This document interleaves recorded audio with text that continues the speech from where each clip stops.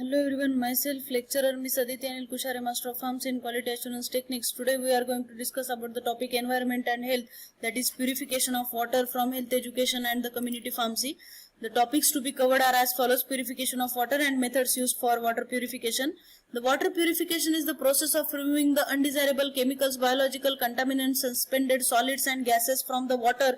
The goal is to produce the water fit for the specific processes. Most water is purified and disinfected for human consumption, that is drinking water, but water purification may also be carried out for a variety of other purposes, including the medical, pharmacological, chemical and the industrial applications. The methods used include the physical processes such as filtration, sedimentation, distillation, biological processes such as slow sand filters, biologically active carbon, chemical processes such as flocculation and chlorination, and use of the electromagnetic radiation such as ultraviolet light.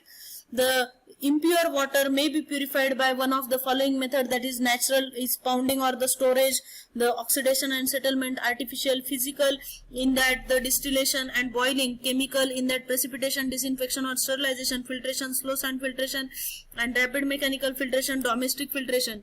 In natural, the pounding or the storage, that is the sludge storage removal. As the particles settle to the bottom of the sedimentation basin, a layer of the sludge is formed on the floor of the tank which must be removed and treated. The amount of sludge generated is significant, often 3 to 5% of the total volume of the water to be treated. The cost of the treating and the disposing of the sludge can impact the operating cost of a water treatment plant. The sedimentation basin, it may be equipped with the mechanical cleaning devices that continually clean its bottom, or the basin can be periodically taken out of the service and the clean manually. Then sedimentation settlement, the waters existing the flocculation basin may enter the sedimentation basin, also called a clarifier or a settling basin.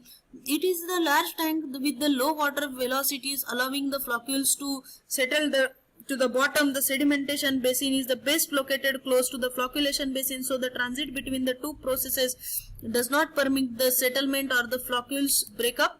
Then oxidation, in situ chemical oxidation, a form of the advanced oxidation processes, and the advanced oxidation technology is an environmental remediation technique used for or the groundwater remediation to reduce the concentrations of the targeted environmental contaminants or to the acceptable levels. That is, in situ chemical oxidation is accomplished by the injecting or the otherwise introducing the strong chemical oxidizers directly into the contaminated medium, soil or the groundwater to destroy the chemical contaminants in the place. It can be used to remediate a variety of the organic compounds, including the some that are resistant to the natural degradation. Then the artificial, physical in that distillation, it involves the boiling the water to produce the water vapor. The vapor contacts a cool surface where it condenses as a liquid. Because the solutes are not normally vaporized, they remain in the boiling solution. Even the distillation does not completely purify the water because of contaminants with the similar boiling points and the droplets of the unvaporized liquid carried with the stream. However, 99.9% pure water can be obtained by the distillation. Then the boiling, bringing water to its boiling point about 100 degrees Celsius or 212 degree Fahrenheit sea level is the oldest and the most effective way, since it eliminates the most microbes causing the intestine related disease, but it cannot remove the chemical toxins or the impurities for human health. The complete sterilization of the water is not required, since the heat resistant microbes are not intestine affecting. The traditional advice of the boiling water for 10 minutes is mainly for the additional safety, since microbes start getting eliminated at the temperatures greater than the 60 degrees Celsius 140 degree Fahrenheit through the boiling point decreases with the increasing altitude. It is not enough to affect the disinfecting process in areas where the water is hard, that is containing the significant dissolved calcium salts. Boiling decomposes the bicarbonate ions, resulting in the partial precipitation as the calcium carbonate. This is the fur that builds up on the kettle elements etc. in the hard water areas. With the exception of the calcium, boiling does not remove the solutes of higher boiling point than the water, and in fact increases their concentration due to the some water being lost as the vapor. Boiling does not leave the residual disinfectant in the water. Therefore, the water that is boiled and then stored for any length of time, it may require new pathogens. Chemical, that is precipitation. The chemical precipitation is the most common technology used in the removing the dissolved ionic metals from the solutions, such as the processes wastewaters containing the toxic metals. The ionic metals are converted to an insoluble form particle by the chemical reaction between the soluble metal compounds and the precipitating reagent. The chemical precipitation in a water and the wastewater treatment is the change in the form of the materials dissolved in a water into the solid particles. Chemical precipitation is used to remove the ionic constituents from the water by the addition of the counter ions to reduce their solubility. Then the chemicals used for the wastewater, that is the products often purchased by the wastewater treatment plants, include alum or aluminium sulfate, sodium aluminate, polyaluminum chloride, polymer dewatering, sodium hydroxide, ferric chloride, ferrous chloride. Then the disinfection or the sterilization.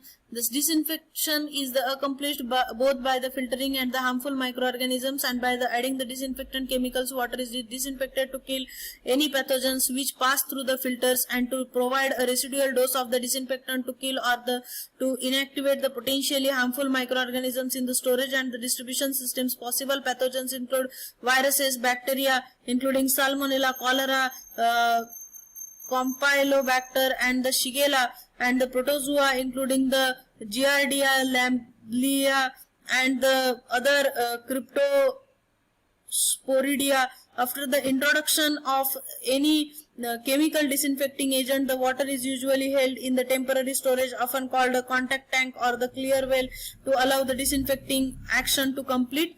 Then the filtration, slow sand filters may be used where there is a sufficient land and space, as the water flows very slowly through the filters.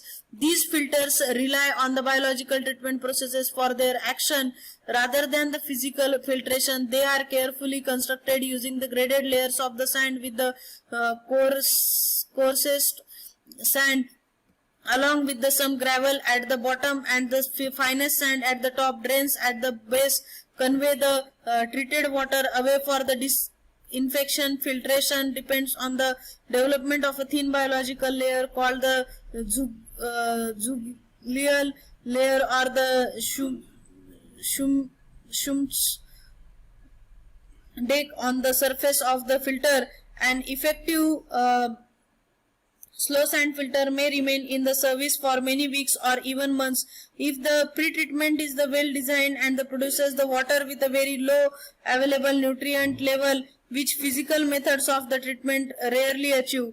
Then the rapid sand filters or the rapid membrane filters. The most common type of a filter is a rapid sand filter. Water moves vertically through the sand, which often has a layer of activated carbon or the anthracite coal above the sand. The top layer removes the organic compounds which contribute. The top layer removes the organic compounds which contribute to taste and odor. The space between sand particle is larger than the smallest suspended particle, so simple filtration is not enough. Most particles pass through the surface layers but are trapped in the pore spaces or the adhere to the sand particle.